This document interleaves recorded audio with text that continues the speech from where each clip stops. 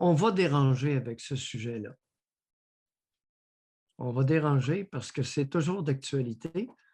On en a même parlé la semaine dernière et vous allez voir où je m'en vais. D'abord, un commentaire sur Richard Martineau ce matin, son article dans le Journal de Montréal, à la page 9. Selon lui, on parle beaucoup des cas de COVID.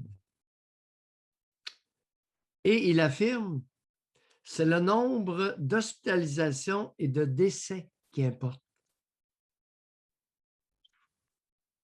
José, ton sourire est éloquent. Ça a pris Et du temps, mais il est arrivé. oui, voilà. Et Richard, important d'écrire la prochaine fois, c'est le nombre d'hospitalisations aux soins intensifs causés par le virus chinois et le nombre de décès qui importe. José, je t'ai répété souvent, on manque de morts pour étayer les mesures gouvernementales et de la santé publique. On manque de morts, José. On n'a pas assez de morts. Les cas, puis écoute, les cas. Non. Là, vous allez vous faire à l'idée des cas d'infection au virus chinois et ces mutants, il va en avoir pour plusieurs années à venir. Bon, ceci étant dit,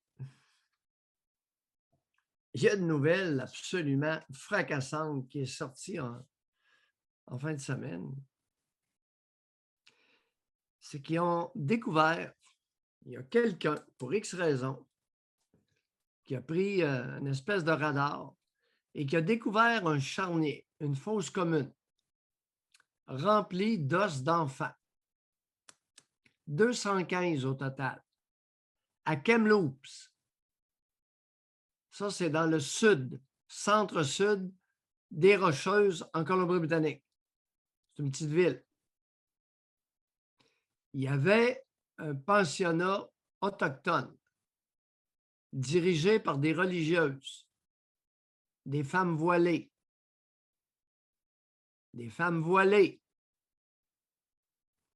catholiques, mesdames, catholiques. Donc, deux possibilités, des religieuses irlandaises ou canadiennes françaises. On a retrouvé dans la fosse commune, dans le charnier, 215 cadavres d'enfants. À un moment donné, il y a un certain nombre d'années, il y a une commission de vérité puis de réconciliation du Canada qui avait affirmé qu'il y aurait une cinquantaine d'enfants qui seraient morts à ce pensionnat-là entre 1914 et 1963, donc sur une période de 50 ans. Ça faisait un par année. Et je vous rappelle qu'il y a des petits-enfants, semble-t-il, qui n'avaient que 3 ans. Hey. Il y avait des bébés qui étaient enfermés dans cette cochonnerie-là. Mais là, à 215, ça en fait 4 par année pendant 50 ans. Ils mouraient, il y avait un trou, on les envoyait dedans, un peu de terre par-dessus. Ils en ont accumulé 215. Des femmes voilées, des femmes croyantes, des femmes qui avaient la foi. La foi. On n'a pas parlé de ça la semaine passée, Mathieu Bock-Côté.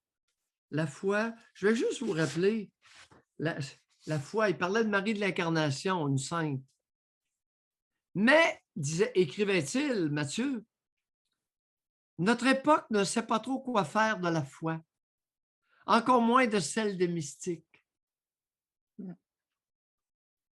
Elle s'est convaincue d'y voir un mélange de folie et de supercherie. Se pourrait-il que le sacré soit une part constitutive de l'être humain et que sans lui, l'être humain soit condamné à s'assécher? Mathieu, j'ai hâte de te lire. J'ai hâte de lire Denise Bombardier. Et qu'est-ce que sa mère pensait des pensionnats autochtones? On va avoir beaucoup de choses à se dire. Ce matin, dans le journal, il n'y a pas une chroniqueuse. Et encore moins Mathieu Bock-Côté qui s'est fait aller la plume. Pourquoi? Je veux vous entendre sur vos mères et vos grands-mères. Concernant les pensionnats autochtones, il y en a eu au Québec. Il y en a eu un à Amos. Puis il y en a eu quelques autres. C'est à la Côte-Nord, je ne sais pas trop. On tient ça un peu. Il y en a eu pas mal. Puis pour ceux qui se demandent, on avance des chiffres assez ronflants. Petits-enfants autochtones morts dans les pensionnats, des religieuses, puis des religieux. Là, je ne sais pas trop la distinction qu'on va faire. Il y en aurait 4000. Commence à faire du monde à la messe pour des petits pensionnats. Kamloops, en Colombie-Britannique, c'était le plus gros du Canada, le plus ronflant. Et je répète, géré par l'Église catholique. Les enfants, semble-t-il, pas identifiés avant de les mettre dans le trou, pas d'autopsie, pas d'examen médical,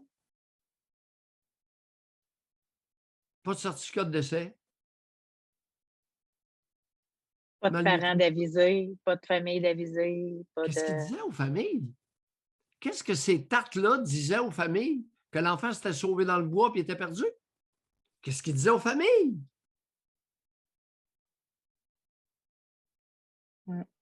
Que Dieu était venu le chercher? Il avait des dieux en sacrement? Semble-t-il qu'il ne nourrissait pas. Puis à Kamloops, il y avait de la viande, il y a de l'orignal, là. Il y avait de la nourriture. J'espère, puis là, on va insister, j'espère qu'il va y avoir une enquête criminelle, afin de déterminer s'il y a des gestes criminels qui ont été commis par ces femmes-là. Alors là, Mathieu, tu vas pouvoir te faire aller la plume. Tu as une plume acérée, mais là, tu vas devoir utiliser ton jugement.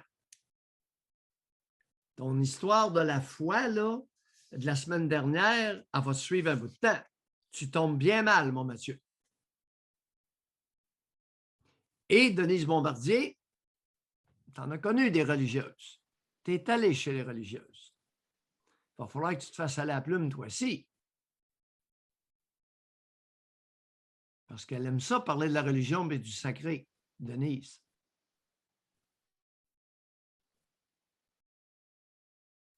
Les religions, Mayou vous le répète, sont source de conflits, de crimes et de guerres. Pourriez-vous commencer à y réfléchir un peu? Conflits, crimes et guerres. Ça commence à être dur d'argumenter, hein, puis de justifier.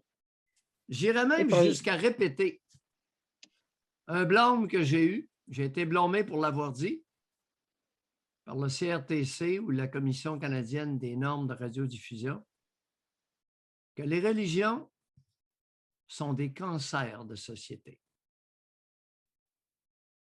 Ils rongent l'être humain.